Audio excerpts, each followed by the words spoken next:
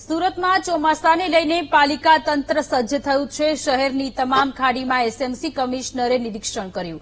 ખાડીઓમાં એકઠો થયેલો કચરો કાઢવાની સૂચના અપાઈ। તમામ ખાડીઓમાં સાફ સફાઈ કરવા પાલિકા તંત્ર સજ્જ થયું।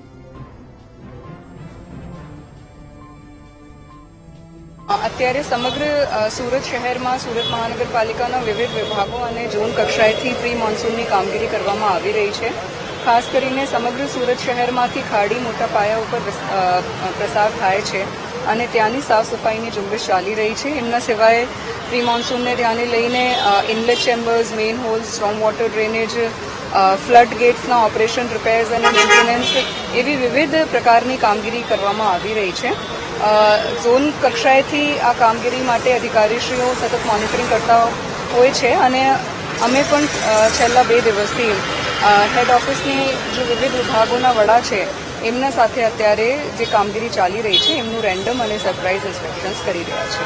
અત્યારે 1 વીકનું બધાને ટાઈમ આપવામાં આવ્યું છે, એટલે જે પણ ખોદકામ કરવામાં આવ્યા છે નેક્સ્ટ 7 to 10 ડેઝમાં એ બધા જ સેફ સ્ટેજમાં લાવવા માટે બધા વિભાગોને ઝોન કક્ષાએથી સૂચના આપવામાં આવી છે।